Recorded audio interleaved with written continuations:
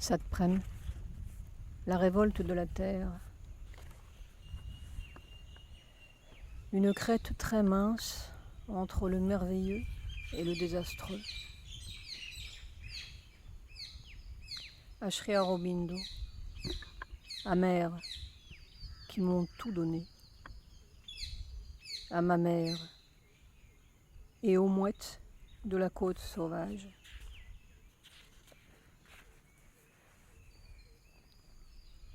Chapitre 1. Par une faille merveilleuse dans les murs de la naissance. Sri Aurobindo. Le Moyen-Âge scientifique. Quand une espèce manque de trouver son sens, elle meurt ou elle se détruit elle-même. Nous nous sommes crus français et chinois et russes, jaunes et blancs et noirs, mais c'est notre première barbarie. Nous nous sommes crus chrétiens, hédonistes et musulmans et je ne sais quoi, mais c'est notre deuxième barbarie. Nous nous sommes crus scientifiques et découvreurs d'étoiles et consommateurs de toutes les espèces possibles, mais c'est notre troisième barbarie. Nous bouffons tout. Mais qui bouffe quoi ? Nous connaissons tout. Mais qui connaît quoi ? Après le Moyen-Âge religieux, le Moyen-Âge scientifique. Et nous ne savons pas quel est le pire.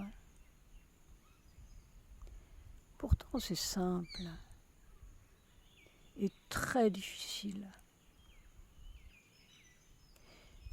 L'évolution d'une espèce ne se situe pas dans ce qu'elle pense d'elle-même. Encore que la faculté de penser puisse nous aider à hâter le pas et à trouver le sens. Une évolution des espèces se situe dans le corps. C'est évident depuis 400 millions d'années. Quand il s'agit de passer du requin au petit phoque sur sa banquise, il importe peu d'avoir été un poisson jaune ou blanc ou noir, ni même d'avoir été un poisson scientifique, parce que, de toute façon, c'est une science de poisson et une science périmée. Mais voyons, diront les savants, nous vivons sous les étoiles, debout sur deux pattes. Nous avons même des télescopes et des microscopes. Et nous pouvons tout compter, même le nombre de vos atomes. Et sans humour, nous pouvons dire qu'il y a 1 milliard, 2 milliards d'atomes dans un grain de sel. Mais c'est faux. Nous ne vivons pas sous les étoiles, ni dans cette comptabilité atomique. Nous vivons dans la mort. Notre science est une science de la mort, de même que notre théologie. Le premier fait évolutif, le fait fondamental de la vie, c'est la mort. Et nous voyons tout, nous connaissons tout et nous sentons tout à travers ce mur de mort, de même que le poisson à travers sa pellicule d'eau. La plus grande tricherie des hommes qui pensent est d'avoir jamais appelé cela vie. C'est le plus sensationnel faux nom de toute l'histoire. On ne pourrait même pas parler d'une symbiose de la vie et de la mort, parce que cette vie, entre guillemets, là, est la mort. C'est une nécrobiose. Faute d'avoir eu le courage de regarder ce simple fait primordial de l'évolution des espèces, nous nous sommes embarqués dans tous les faux sens et dans tous les faux moyens. et c'est en train de nous sauter à la figure. L'homme de Lascaux, c'était il y a 14 000 ans, et nous n'avons pas encore été capables de trouver notre secret humain. Quelle fausse route avons-nous donc suivi? Il s'agit de hâter le pas, s'il n'est pas trop tard. Il s'agit de trouver la faille dans le mur, ce lieu du corps où se situe la possibilité du prochain pas de l'espèce ou de la prochaine espèce. Et d'abord, dans quel sens chercher? Ce n'est évidemment pas dans l'amélioration de nos circonvolutions cérébrales ni de nos ingéniosités diverses, pas plus qu'il ne s'agissait d'améliorer le nombre et les nageoires du requin pour passer à l'amphibie. Amphibie, c'est celui qui vit des deux côtés, ou qui meurt des deux côtés, comme l'on veut. Nous ne sommes nullement amphibies. Nous vivons, entre guillemets, d'un seul côté, celui de la mort. Et nous ne connaissons de la Terre, des planètes et de toutes les étoiles possibles, sans parler de nous-mêmes, que le côté de la mort. Qu'y a-t-il de l'autre côté du mur, sans laisser un cadavre derrière soi? Voyons. De l'autre côté du mur, il y a de purs esprits, ou une boîte dans le cimetière. Voyons encore. Où est-il votre mur? Nous ne l'avons jamais vu sous nos microscopes. Nous avons vu des cardiaques, des tuberculeux, des encéphalogrammes aplatis et des accidentés sous un camion, et puis des vertèbres dans une boîte. Mais votre mur, où est-il? Cela se verrait. Mais nous n'y voyons rien, pas plus que le poisson dans son bocal océanique. Nous avons défini toutes les conditions de la vie, entre guillemets, sans nous apercevoir que ce sont les conditions de la mort. Nous avons dit, au-delà de tant de degrés centigrades, c'est la mort. Au-delà de telle pression atmosphérique, c'est la mort. Au-delà de telle qualité d'oxygène, c'est la mort. Au-delà, nous n'en finirions pas d'énumérer tous les au-delà de la vie, parce que ce sont tous les au-delà de la mort et tous les murs de notre prison, à l'intérieur desquels nous nous croyons de bons vivants. Pas si beaux depuis quelque temps. Mais c'est un mensonge. Il se pourrait bien que ce simple fait primordial de l'évolution nous donne aussi la clé du prochain pas de l'évolution. Ou, disons avec Sri Aurobindo, de la nouvelle évolution, qui n'est plus celle de Lamarck ni de Darwin, mais l'aube de la première vie sur la Terre, la nécrobiose décapitée de son faux nom.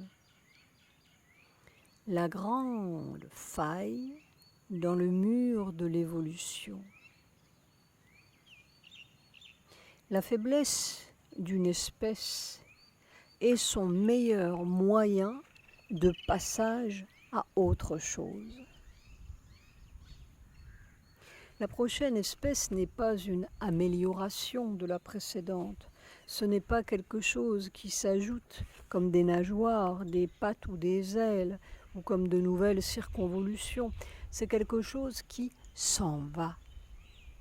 Et ce quelque chose qui s'en va est essentiellement ce qui fait la mort de toutes les espèces. Ce cocon primordial qui enveloppe tout et pourrit tout. Il n'y a pas de surhomme. Il y a un autre homme, ou peut-être un premier homme, parce que jusqu'à présent, il n'y a guère que des animaux mortels dotés d'une intelligence plus ou moins habile pour s'évader de leur triste sort, par le haut ou par le bas. Ni le haut spirituel, ni le bas matériel ne nous aident, mais le dedans de notre corps. Et un dedans si profond qu'il faut peut-être remonter à l'âge d'avant les trilobites et à la lithosphère. Nous n'attendons rien des extraterrestres, mais un formidable secret puissant d'un intraterrestre inconnu.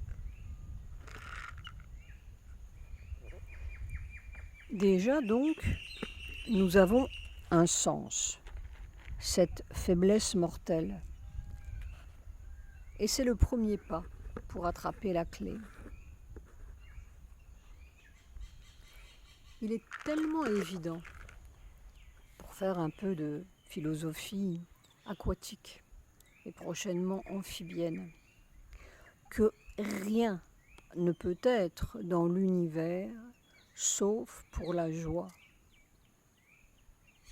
Une création ou une manière d'être pour la mort, l'enfer et la douleur est un non-sens.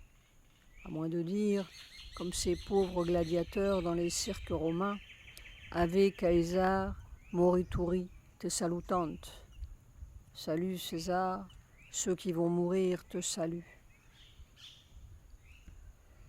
Et il semble tellement évident aussi que ce corps animal, produit par l'évolution et fabriqué par la mort, d'innombrables morts, n'a pas d'autre sens intelligible que de trouver le secret de la non-mort et le rire de la joie dans ce corps même issu de la mort.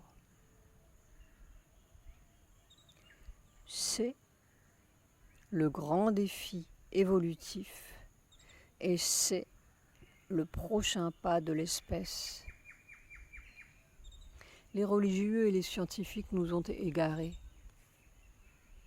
Et la science et les religions nous ont rendus infirmes, on pourrait dire stupides, de nos propres moyens et de nos propres secrets évolutifs, les uns en nous renvoyant au ciel, les autres à la mécanique utilitaire.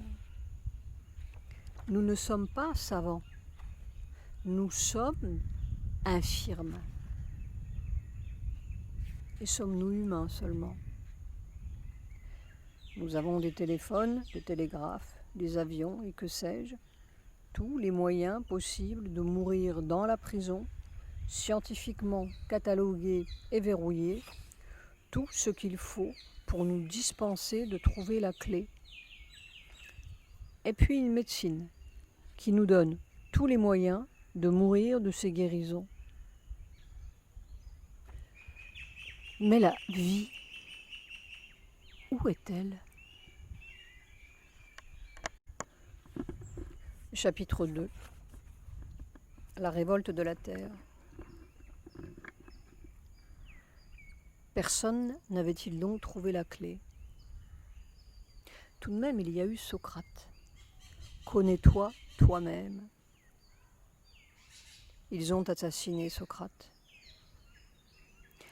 Tout de même, il y a eu Prométhée, qui voulait apporter le feu divin aux hommes. Un mythe,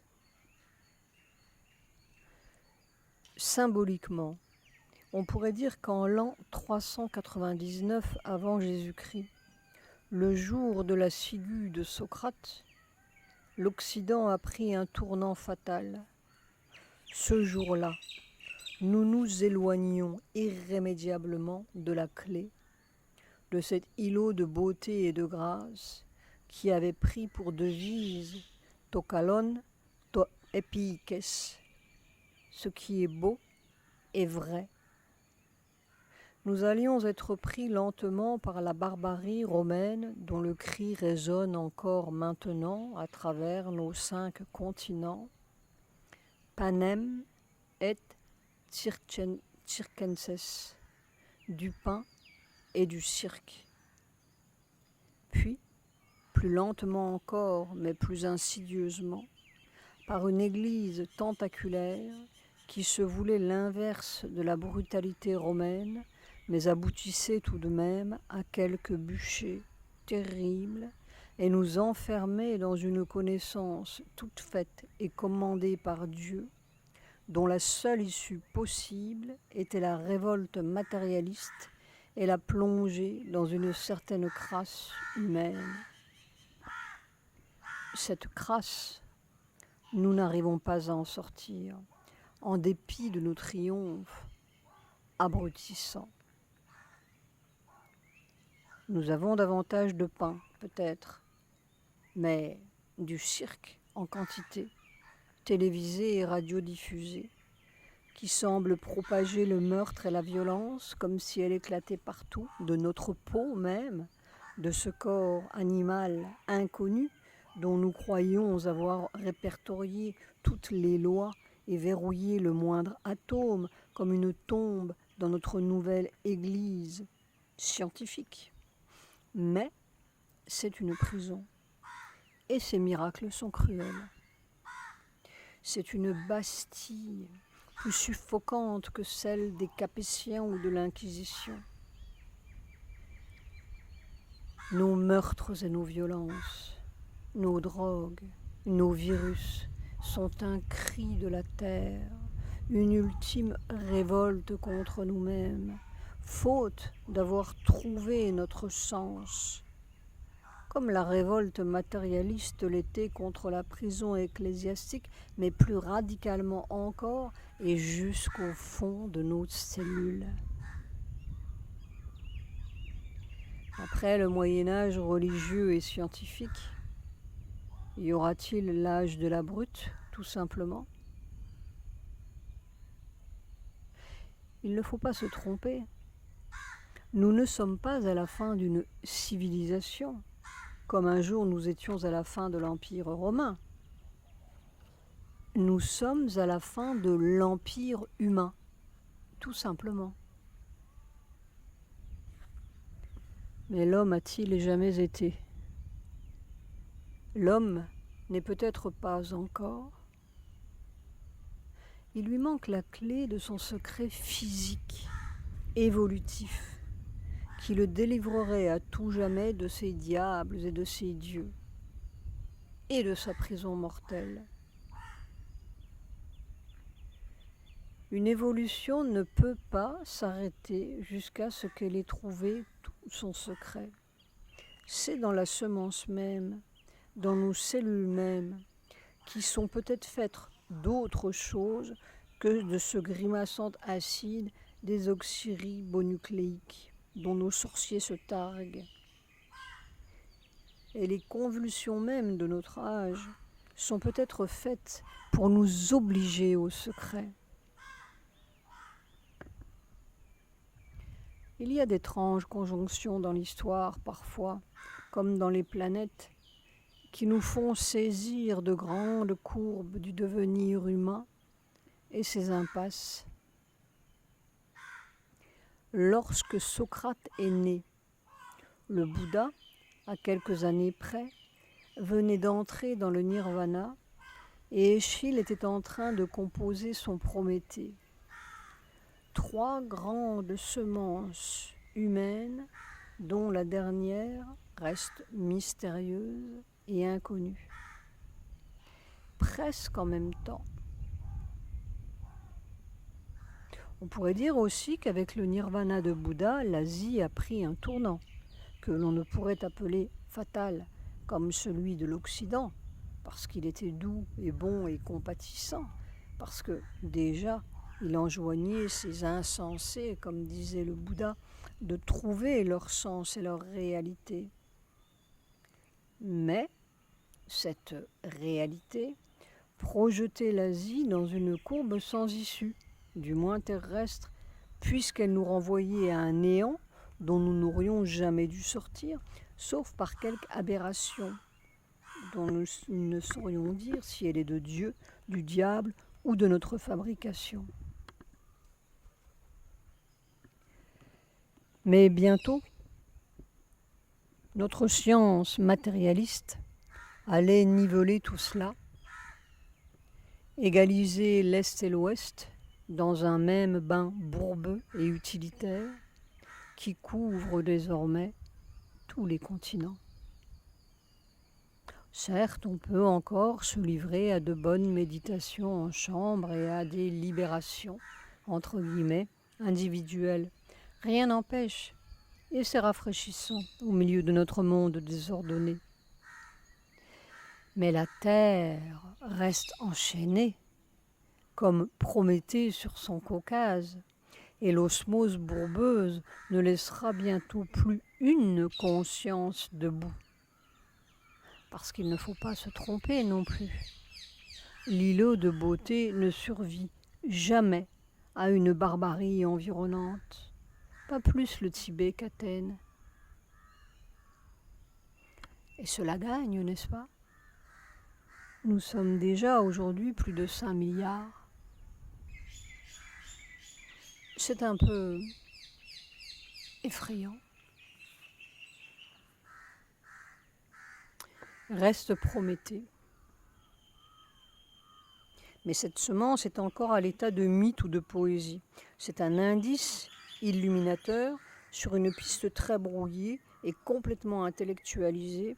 Et nous avons besoin d'un chemin concret, d'un secret concret, d'un levier évolutif qui nous fera faire le pas, en dehors d'une nouvelle période glaciaire ou d'une apocalypse, qui ne changeront rien, parce qu'il nous faudra tout recommencer jusqu'à ce que nous soyons arrivés au secret des cellules. Il n'y a rien de plus implacable qu'une cellule. C'est l'obstination même, et les milliards d'années ne comptent pas. Pourquoi pas maintenant ? Justement parce que nous avons frappé à toutes les fausses portes possibles. Le feu. Prométhée voulait apporter le feu divin aux hommes. Et où aller le chercher, puisque tous les secrets de l'Inde nous renvoient à la transcendance. Pas tous. Longtemps avant les Grecs, fort longtemps avant le Bouddha et les Upanishads, et peut-être même avant la première dynastie égyptienne, quelques 3 ou 5 000 ans avant notre jeune Christ, sur les sommets de l'Himalaya, il y avait d'étranges chantres que l'on appelait rishis, qui ont laissé leurs hymnes et leurs secrets aussi intacts que ceux des hypogées et des fresques de Thèbes, puisqu'on les répétait et les répétait de père en fils et de maître en disciple, en respectant la moindre intonation comme il se doit de toutes les formules sacrées. Et de ces hymnes que l'on appelait Védas, il est resté un certain Rig Veda, consacré au feu divin, Agni, et déchiffré par Sri Aurobindo comme les hiéroglyphes par Champollion. Mais déchiffré non pas à l'aide de quelques pierres de rosette, ni même à l'aide de quelques connaissances supérieures, déchiffré et retrouvé par l'expérience même du corps et des cellules de Sri Aurobindo. Ah, c'est ça. C'est ça le sens. Les cellules reconnaissent. On peut penser tout ce que l'on veut, mais le corps a sa manière de reconnaître sa mère. Ô feu, tu es le Fils du ciel par le corps de la terre. Ô feu, tu es le fils des eaux, le fils des forêts. Même dans la pierre, tu es là pour l'homme. Il y a un secret là. Et ceci, nos pères, par leurs cris, brisèrent les places fortes et réfractaires. Par leurs cris, ils mirent en pièces le roc de la montagne. Ils firent en nous un passage et découvrirent le jour et le monde solaire. Ce roc, ces places fortes et réfractaires, c'est peut-être bien notre mur de la mort et l'invisible Bastille contre laquelle la terre est en révolte. Le prochain pas de l'espèce.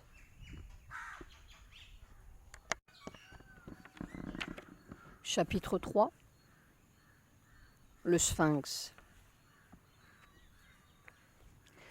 Parfois, il faut savoir être simple et quitter les pluriels littéraires pour dire « je », comme le passant. Quelle heure est-il et où vas-tu? Et qu'est-ce qui te meut, ô homme? Ainsi causait Socrate. Arrête-toi, mon ami, et causons un peu. Non d'une vérité que je détiendrai, non de l'essence cachée du monde, mais de ce que tu allais faire quand je t'ai rencontré. Tu croyais cela juste ou beau ou bon, puisque tu allais le faire. Explique-moi donc ce que c'est que justice, beauté, bonté. Justice, beauté, bonté, diable. Où se cachent donc ces oiseaux?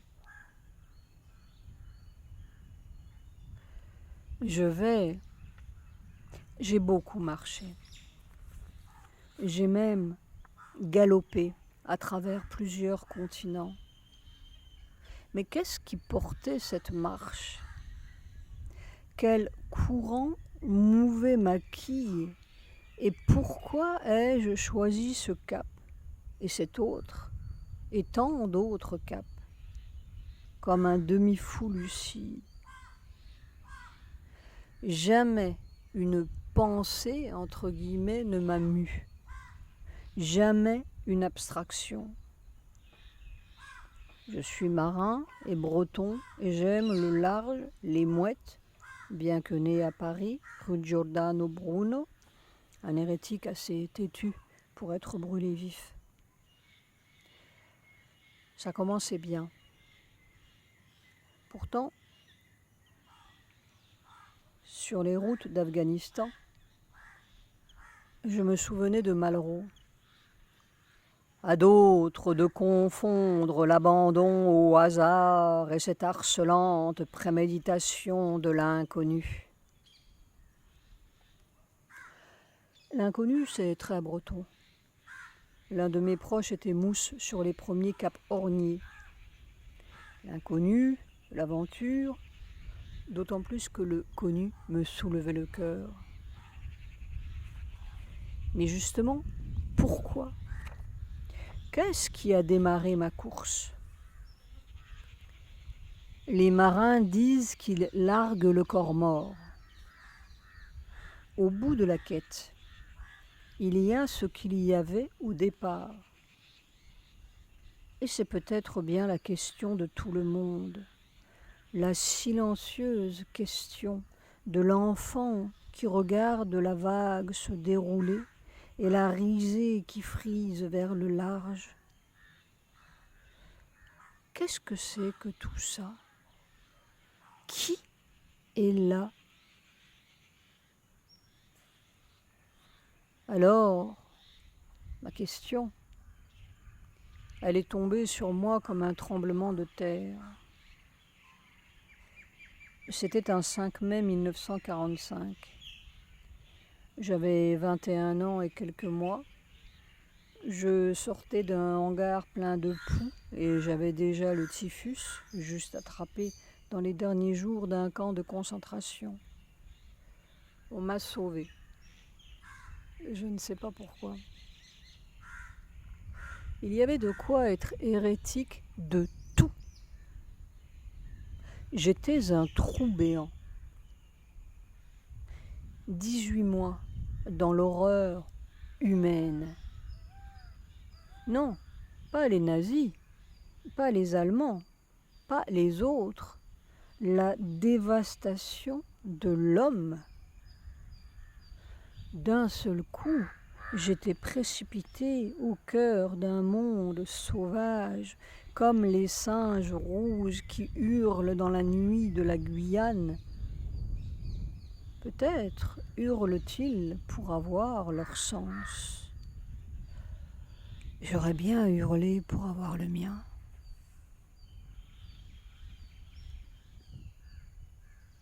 Il y a tout de même des grâces extraordinaires. Peut-être certains cris font-ils descendre des grâces. Exactement 7 mois après être sorti de ce no man's land et m'être retrempé dans la mer, qui ne me disait rien, sauf qu'elle m'aimait et que je l'aimais, enfin, il y avait quelque chose à aimer. Je me trouvais à bord d'un vieil avion militaire, puisqu'il n'y avait encore aucun transport, rien, le chaos d'après-guerre, en route vers le Caire et les Indes, où un cousin breton venait d'être nommé gouverneur. Et puis Gizeh, le Sphinx. J'étais pétrifié. J'étais tout seul. Les hordes de touristes n'avaient pas encore déferlé sur le monde comme Gengis Khan. J'avais 22 ans. J'étais comme un mort sur 2 pattes. J'étais seulement ces 2 yeux qui regardaient et regardaient. Les sables et le sphinx, comme la mer et la mer, comme un enfant amnésique avec son trou de douleur. Il n'y avait plus personne. Il y avait ce trou. Il y avait cette douleur. Et c'était le seul quelque chose qu'il y avait. Et puis, ça, qui me regardait comme du fond de l'éternité, comme la mer qui aurait un regard. J'étais bien petit. J'étais quoi? Je n'étais même pas un homme. On m'avait arraché mon humanité. Est-ce que l'on réfléchit sur quelque chose qui est rien, qui est un trou, un cri, c'est tout, un feu? Oui, c'est un trou qui brûle, férocement. Être, c'est un feu qui brûle. C'est d'avant les hommes, c'est d'avant les âges. Le premier cri sur les montagnes de la terre, c'est un feu. C'était mon être de feu devant ce sphinx. Et puis, quelque chose qui ressemblait à une révolte ou à un amour trahi. Mais c'était l'homme qui m'avait trahi. Y avait-il une réponse? Une réponse à quoi? Je n'étais pas en quête d'une pensée ni d'une philosophie. J'étais en quête d'un battement de cœur. Je suis descendu sur la Haute-Égypte, seul, tout seul. J'avais la Haute-Égypte pour moi. Abydos, Thèbes, Luxor, la vallée des rois et Nagamadi, où j'ai vécu pendant 1 mois et demi au bord du Nil. J'étais sidéré. J'ai vécu pendant 1 mois et demi dans un état d'émotion incompréhensible, buvant ce monde plein. C'était vide, c'était des sables, des ruines, et c'était plein à craquer, comme ces piliers de Luxor, brisés, massifs, écrasés de soleil, mais debout et présents, comme s'ils portaient encore le dieu Ra sur leurs épaules. C'était vivant, c'était là. Tout à coup, l'Occident m'apparaissait comme une coquille vide et bien décorée. Même les colonnes grecques me semblaient efféminées à côté de ces géants. Tout à coup, le monde occidental, ses églises, ses cathédrales, ses académies et ses Sorbonnes me semblaient une sorte d'artifice intellectuel, joli et bien tourné, propre et si fragile qu'il avait l'air posé sur rien. On s'y promène comme sur un boulevard. Au milieu de quoi? Ici, on était englouti, écrasé, dépassé par un monde qui n'était pas une question avec des réponses, qui était la question même, vécue, bue, vivante, étalée sous le sable et bientôt éventrée dans les sables pour recommencer encore et encore, comme si la question même, répétée des milliers et des milliers de fois, acquérait une puissance en soi et une présence de feu qui était la réponse même. L'intelligence, c'était la faculté de boire ça. Tout le reste, de petites anecdotes bien tournées pour circuler le long des circonvolutions cérébrales. Je débouchais tout à coup sur un rien qui était un formidable quelque chose, sans mots. Et toujours, ce quelque chose faisait du feu dans mon cœur, comme si ce feu, c'était le tout ce qui est. Et puis Thèbes, les hypogées, tout me disait, me parlait comme aucun livre de l'Occident ne m'avait parlé. C'était très curieux. Il n'y avait rien à comprendre et c'était bourré de compréhension. Avais-je vécu dans les nuages? Non, diantre. Il y avait la Gestapo qui m'avait brutalement précipité dans un abîme d'incompréhension de tout. Cette horreur-là, elle m'accompagnait partout, comme un sourdine. Comme si tout l'Occident débouchait là. Toute sa culture, son intelligence, ses machines étaient une sorte de vent qui s'engouffrait dans un trou noir. Il suffisait de souffler dessus et tout s'écroulait. mais les piliers de Luxor restaient. Et je regardais ces fresques dans la pénombre, ces hiéroglyphes bourrés de sens sans sens.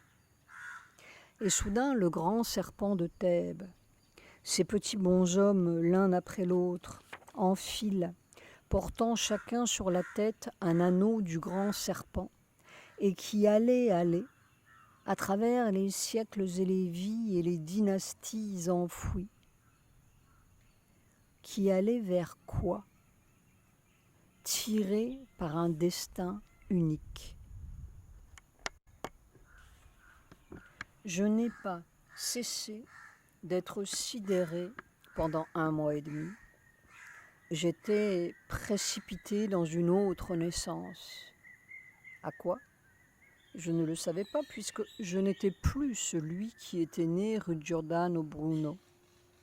Mais j'étais radicalement celui qui était mort dans une certaine cave de la Gestapo. J'ai bouclé mon sac et j'ai pris le train de nuit qui remontait vers le Caire. C'était un 21 février 1946. Est-ce un hasard?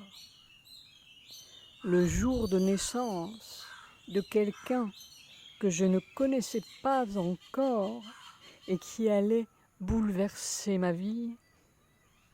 Mère, là-bas, aux Indes.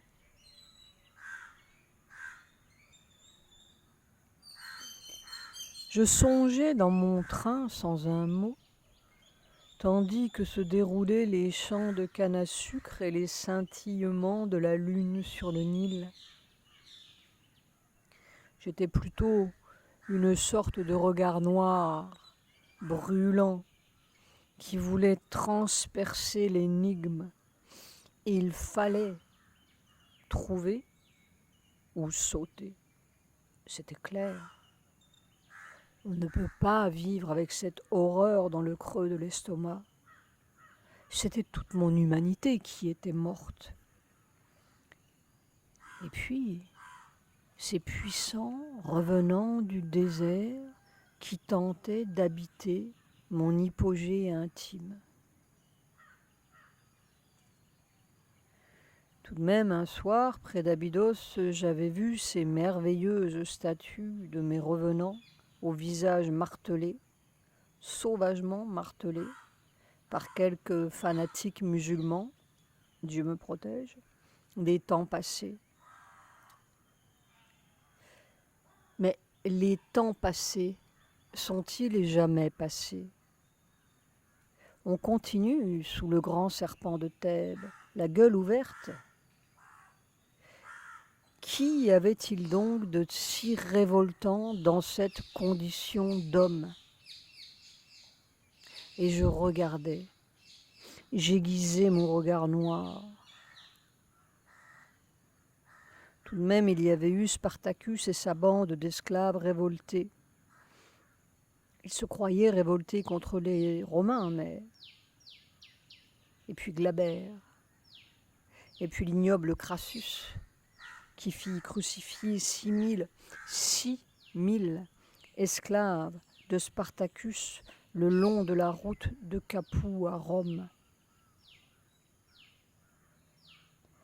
Crassus, c'était avant Jésus-Christ.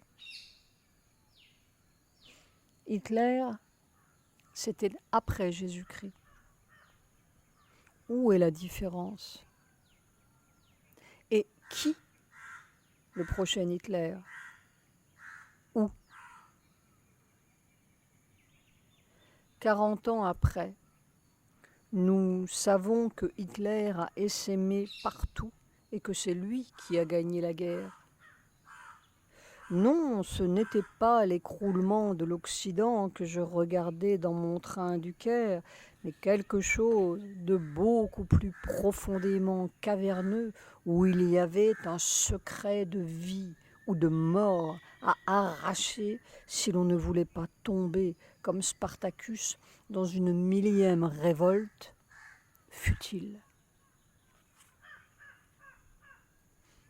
une dernière fois, je suis allé revoir le Sphinx. J'allais prendre un bateau anglais à Port Saïd en partance pour Bombay. En vérité, je me fichais un peu de tout. J'étais une sorte de suicidé en sursis. Il était là, ce Sphinx, si stupéfiant. Comme si quelques titans avaient attrapé la question de la Terre pour vous l'enfoncer silencieusement au creux de l'estomac. Et puis les sables. Ô passant, quelle heure est-il? Et où vas-tu? Quand Socrate est né, le Sphinx avait déjà 2000 ans.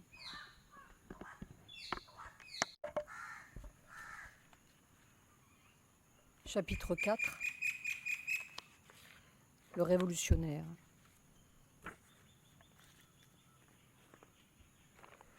Qu'est-ce qui te meut, ô homme, et qui nous meut à des profondeurs inconnues de nous et semble nous faire errer de ci, de là, pour faire béer le miracle au bord de la route? Comme si ce miracle avait été prémédité, pour reprendre le mot de Malraux. Et quel chemin avions-nous parcouru avant, autrefois, pour nous faire recroiser cette piste où tout semble se reconnaître, s'accorder, se renouer? Enfin on y est, on part, on commence, après tant de pas futiles et tant de bêtises. Je ne cesserai jamais de m'étonner de cette trajectoire presque foudroyante qui, à peine sortie de cet écroulement humain, entre guillemets, me conduisit d'abord au pied du Sphinx, devant la vieille énigme ensablée, puis à ce miracle béant, Sri Aurobindo. 10 mois après cette agonie de typhique qui ne savait pas très bien s'il voulait vivre ni pourquoi, j'étais devant le destin même, la mort, la vie. C'était un 24 avril 1946. J'avais 22 ans et demi. De Sri Aurobindo, je ne connaissais rien lorsque je suis arrivée au gouvernement de Pondichéry. Je savais seulement que c'était un révolutionnaire, qu'il avait été mis en prison par les Anglais et qu'il avait failli être pendu. Cela me le rendait immédiatement sympathique. On disait aussi que c'était un sage. Mais j'étais un béotien complet des sagesses de l'Asie. Je comprenais mieux Vasco de Gama et Christophe Colomb et les pirates bretons à l'abordage des galions espagnols. Et pour dire vrai, j'aimais mieux Spartacus que le Bouddha. Ce 24 avril, tout a culbuté sur une nouvelle mer inconnue. Il faisait une chaleur torride. Il était 2h30 de l'après-midi. Pavitra, un polytechnicien français, mon Dieu, m'attendait en bas de l'ashram. C'était un homme si fraternel et simple, avec je ne sais quelle lumière souriante dans les yeux. Il m'a fait grimper un petit escalier étroit où se pressait la file des disciples, puis un palier et cette chambre. complètement silencieuse. On pourrait presque dire solidement silencieuse, tendue de drap blanc. Au fond, il y avait deux êtres assis. Un peu comme un automate, je me suis approchée.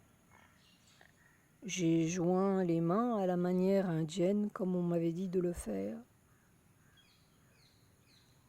Il y avait lui,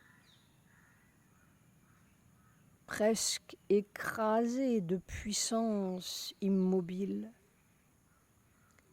Son visage avait une lumière bleue. J'ai cru que c'était les néons. Il m'a regardé. C'était si vaste. Oh, plus vaste que tous les sables d'Égypte, plus doux que toutes les mers, et tout a culbuté dans je ne sais quoi.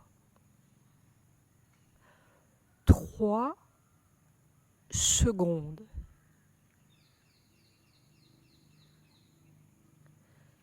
Puis mère, assise à sa droite, qui m'a fait un si grand sourire en tournant un peu le cou et le menton vers moi, comme si elle disait « Ah !» J'étais tout à fait stupéfait. 3 secondes.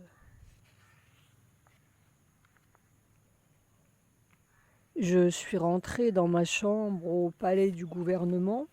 Je me suis assis sur mon gigantesque lit, qui datait peut-être de la Compagnie des Indes, et je suis restée là, sans comprendre. Pas plus que je n'avais compris la vallée des rois ni Thèbes. C'était un autre monde. Ça vibrait et vibrait, comme quelque chose qui s'enfonce très loin, au-delà des horizons, et puis on ne sait plus rien. Je savais seulement que c'était quelque chose pour toujours. 3 secondes pour toujours. Un être unique comme je n'en rencontrerai plus. Un être.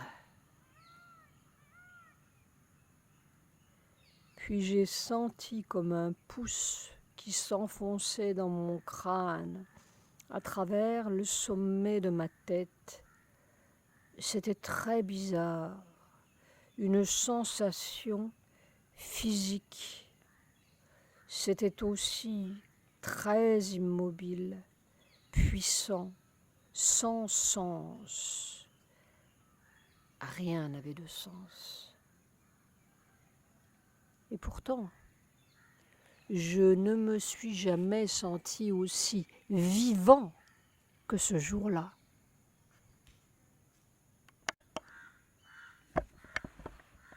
On est très pauvre pour dire ce que l'on a dans le cœur. On est toujours obligé de se servir d'une sorte de truc circonvolué qui fait toutes sortes de détours. Quand donc parlera-t-on en musique ? J'étais tellement ébranlée, incompréhensiblement ébranlée,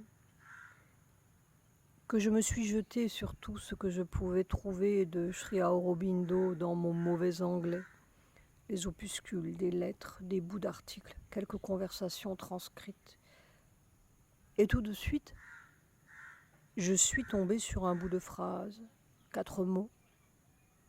L'homme est un être de transition. Cela a fait une sorte de révolution dans ma tête, dans mon cœur, dans ma vie. n'est-ce pas? J'aurais pu ne jamais savoir que la Terre était ronde, j'aurais pu ne jamais savoir qu'elle tournait autour du Soleil, ni la pomme de Newton, ni tout le Bataclan scientifique et éclairé, que cela n'aurait rien changé à ma vie, essentiellement.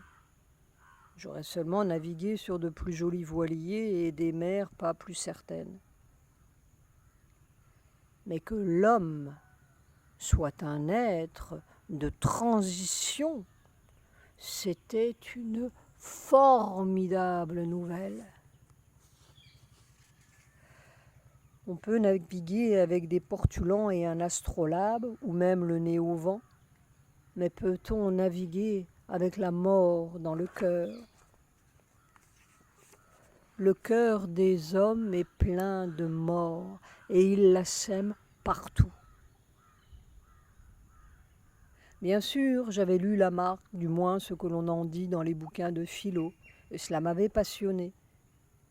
Mais je n'aurais jamais imaginé que cette espèce triomphante n'était qu'un chaînon, une sorte de babouin supérieur, et qu'on allait passer à autre chose.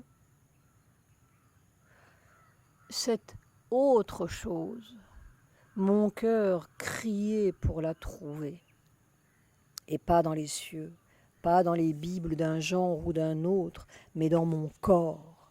Ce corps meurtri, bafoué, que l'on avait chargé de fausses connaissances comme une mule, d'impératifs religieux et scientifiques ou que sais-je, tout cela pour débarquer dans une horreur humaine. Alors tout d'un coup, c'était si évident. Mon astrolabe piquait droit sur cette étoile. D'un coup, tous ces carnassiers humains, que l'on me pardonne, me semblaient, bon, une étape, un interlude, douloureux et fécond, formidablement fécond, puisqu'on allait quelque part enfin. Cet être que j'avais vu, ce Sri Aurobindo, si dense, si poignant, comme écrasé de puissance, comme les piliers de Luxor avec un regard immense. Cet être-là ne pouvait pas raconter des balivernes philosophiques, il savait. Il savait le chemin. Il y avait un chemin. C'était une formidable nouvelle, comme la première nouvelle de ma vie. Puis j'ai lu encore. C'était juste dans les premières pages des conversations du soir, notées par un vieil homme si chaleureux et dynamique, un révolutionnaire aussi, Abbé Pourani, que j'avais rencontré dans la rue. C'était encore un âge où les Socrates indiens vous interpellaient dans la rue. « Ô homme, où vas-tu » Justement, où allons-nous? Ces premières pages contenaient une autre nouvelle, ou une déclaration plutôt, qui n'était pas celle des droits de l'homme, mais de son boulot plutôt, son boulot humain. Nous sommes des ouvriers, n'est-ce pas? Avant toute chose, nous sommes là pour œuvrer. À quoi? Nous sommes des découvreurs, n'est-ce pas? Mais pour découvrir quoi? Et nous nous révolterons et nous mourrons, sauvagement ou non, collectivement ou dans notre peau, jusqu'à ce que nous ayons découvert l'œuvre à faire et le but de notre espèce. Or, Voici ce que disait Sri Aurobindo à ce vieux révolutionnaire de Purani, qui devait être fort jeune à l'époque, peut-être comme moi. Il ne s'agit pas de se révolter contre le gouvernement britannique. N'importe qui peut le faire aisément. Il s'agit en fait d'une révolte contre la nature universelle tout entière. Bah, cela devenait un défi intéressant, très intéressant. Qu'en aurait dit Spartacus ou Lénine? On peut tourner des révolutions indéfiniment, qui ne révolutionnent rien, qui remettent seulement les mêmes éléments dans le pot, d'où il ne sortira finalement que ce que nous y avions mis. Et justement, il ne semble en sortir, finalement, que des petits hommes voraces et des inventions de plus en plus monstrueuses pour rassasier cette voracité insatiable. Toutes nos révolutions dégringolent ou finissent dans la crasse parce que nous n'avons pas fait cette seule révolution-là. Et enfin, pour mettre les points sur les i, si une transformation totale de l'être est notre but, la transformation du corps nécessairement en est une partie indispensable. Sri Aurobindo. Alors, vraiment, j'étais devant le révolutionnaire et un révolutionnaire qui avait un chemin. J'avais de quoi œuvrer. J'avais de quoi découvrir. Mon astrolabe pointait droit sur l'inconnu.